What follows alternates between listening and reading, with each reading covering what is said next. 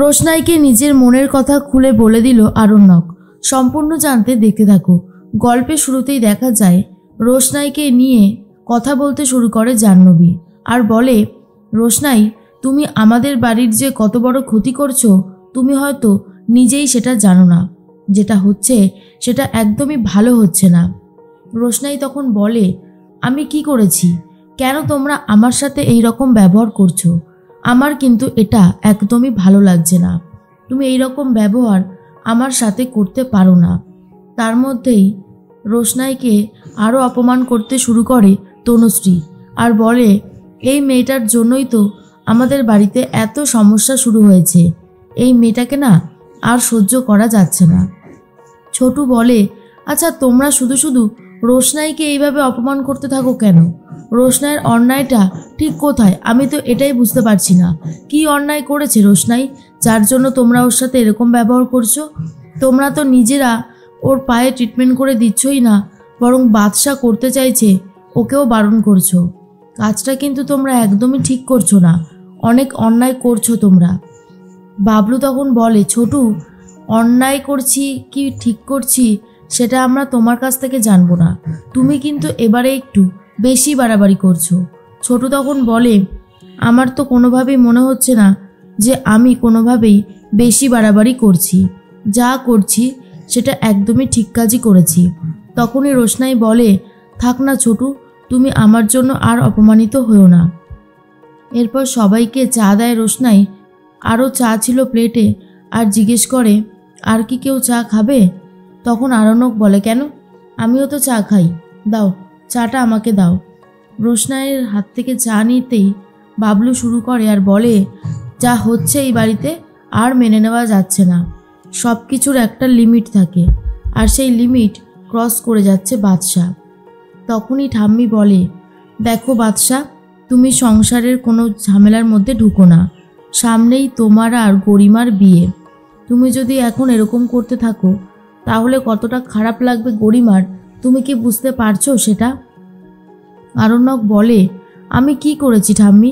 আমার তো কোনোভাবেই মনে হচ্ছে না যে আমি কোনো কিছু ভুল করেছি, বরং আমি যা করেছি সেটা ঠিক করেছি বলেই আমার মনে হচ্ছে। তার মধ্যেই বড়মা বলে, রোশনাইয়ের পায়ে সত্যিই খুব খারাপ অবস্থা ছিল।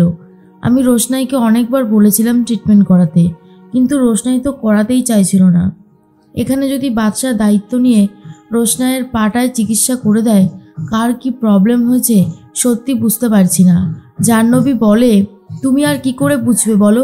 তোমার যদি বোঝার মতন ক্ষমতা থাকতো তাহলে তুমি নিশ্চয়ই বুঝতে পারতে। তোমাকে আর এসবের মধ্যে নাক গলাতে হবে না, তুমি না হয় এসবের থেকে বাদই গেলে। এর মধ্যেই আরণ্যক বলে, রোশনাই, তুমি রেডি হয়ে নাও, তোমাকে নিয়ে আমি যাব, তোমার ট্রিটমেন্টটা আমি করাবো। আরও রোশনাইকে নিয়ে যেতে চাওয়ায় তখন আরও বেশি রেগে গেছে তনুশ্রী আর বলে, গরিমা যদি এই ব্যাপারগুলো জানতে পারে তাহলে ও কতটা কষ্ট পাবে তুমি কি বুঝতে পারছো না? আরণ্যক এটাই বলতে থাকে, গরিমাও তো অনেক কিছু করে, আমি কি সেই বিষয়ে কখনো কথা বলেছি, নাকি সেই বিষয়ে আমাদের মধ্যে কোনো কথা হয়েছে? সব কথা ওকে জানানোরই বা কী আছে, আমি সেটাই বুঝতে পারছি না। এদিকে জাহ্নবী তখন বলে, তুমি যদি এরকম করতে থাকো না বাদশা, তাহলে হয়তো আমি আর এই বিয়েতে থাকতে পারবো না, এই বিয়েতে আমি অংশগ্রহণ করবই না। তখন আরণ্যক বলে, তুমি অংশগ্রহণ করবে কি করবে না সেটা সম্পূর্ণ তোমার ব্যাপার মেম সাহেব, এখানে আমি কিছু বলবো না আর বলতে চাইও না। তোমার যেটা মনে হবে তুমি শুধু সেটাই করো।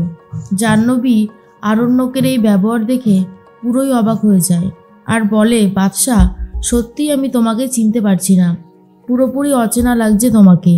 তোমার কথাগুলো শুনে বোঝা যাচ্ছে এই মেয়েটা তোমাকে ঠিক কতটা কন্ট্রোল করছে। জাহ্নবীর কথা শুনে আরণ্যক বলে, রোশনাই কাউকে কখনো কন্ট্রোল করেনি আর করবেও না। আরণ্যক রোশনাইকে নিয়ে চলে গেছে ইঞ্জেকশন দেওয়াতে আর রোশনাই তো খুব ভয় পেতে থাকে।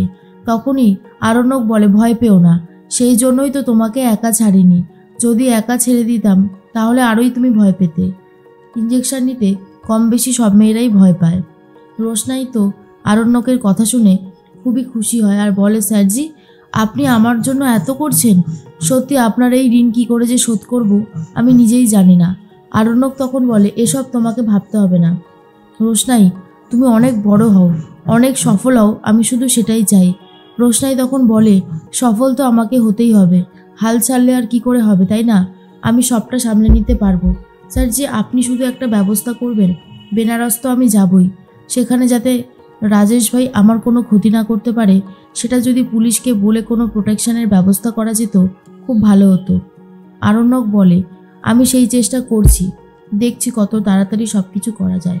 আমিও চাই যাতে সব কিছু ঠিক হয়ে যায়, তুমি এসব নিয়ে একদম ভেবো না। এর মধ্যেই গরিমাকে ফোন করে আরণ্যকের ব্যাপারে আর রোশনাইয়ের ব্যাপারে সমস্ত কথা বলে দেয় জাহ্নবী। জাহ্নবী বলে, মেজমাও এটা জানে না যে আমি তোমাকে বলেছি। দেখো, ওদের এই ভাব ভালোবাসাটা আমার আর ভালো লাগছে না। গরিমা বলে, আরণ্যক এইভাবে আমাকে ঠকাতে পারে না, আমি কখনোই আরণ্যককে এইভাবে ঠকাতে দেব না। আমি এর একটা ব্যবস্থা করে তবেই ছাড়ব। জাহ্নবী বলে, মাথা ঠান্ডা করো, এই সময় যদি তুমি এইভাবে রাগ করতে থাকো তাহলে হিতের বিপরীত তো হবেই, অনেক ঝামেলাও হতে পারে। সেই জন্যই বলছে আমাদেরকে বুদ্ধি দিয়ে কাজ করতে হবে।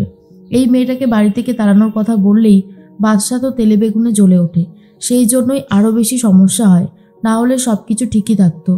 গরিমা বলে, আমাকে এইভাবে ঠকালো আরণ্যক, আমি এক্ষুনি এই বিয়েটা ভেঙে দেব।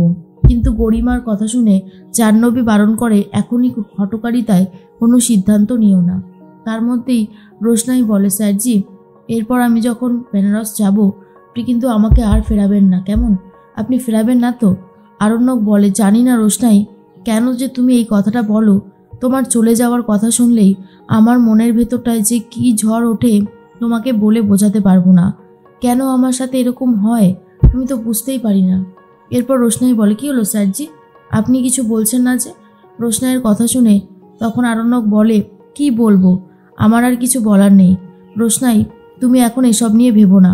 কথাটাকে এড়িয়ে যায় আরণ্যক আর বলে, তুমি এইখানে এখন মন দাও, তুমি ওসব কথা পরে ভাববে। তুমি কি মুম্বাইতে চলে যাবে রোশনাই? রোশনাই বলে, কোথায় যাব আর যাব না সেই বিষয়ে আমি কিছুই ভাবিনি, আমি শুধু এটাই জানি আপনাদের থেকে আমাকে দূরে যেতে হবেই। গরিমা দিদি সংসার করতে চায়, গরিমা দিদির এই সংসারে আমি যদি থাকি তাহলে নিত্যদিন অশান্তি লাগতে শুরু করবে। আরণ্যক বলে, তুমি সেসবের পরোয়া কেন করো, তুমি এত ভয়ই বা কেন পাও আমি বুঝতে পারি না। এর মধ্যে গরিমা তো জাহ্নবীর কথা শুনে প্রচণ্ড রেগে গেছে আরণ্যকের ওপর আর বলে, আরণ্যক যেটা করছে সেটা ভালো হচ্ছে না, কিছুতেই ভালো হচ্ছে না। এর একটা শেষ দেখে তবেই আমি ছাড়বো, কিছুতেই আমি ছাড়বো না আরণ্যককে। এর মধ্যে আরণ্যক বলে, তুমি এসব নিয়ে ভাবা বন্ধ করো আর এটা ভাবো তুমি নিজের কেরিয়ারটা কি করে গড়বে। তোমাকে সবাইকে দেখিয়ে দিতে হবে রোশনাই যে তুমিও কোনো কিছুতে কম যাও না, তুমিও অনেক কিছু করতে পারো আর করবেও, তোমাকে যে করতে হবেই। রোশনাই বলে, আমি চেষ্টা করব, আমি মন প্রাণ দিয়ে চেষ্টা করব, কিন্তু আমি জানি না জীবনে কতটা সফল হতে পারবো। তবে আপনার এই ঋণ আমি কখনোই শোধ করতে পারবো না, সেটা আমি খুব ভালো মতন জানি। আরণ্যক বলে, তোমাকে এসব নিয়ে ভাবতে হবে না, এদিকে এসো, ইঞ্জেকশনটা দিয়ে নাও। আর রোশনাই তো ইঞ্জেকশন দিতে গেলে ভীষণই ভয় পায়।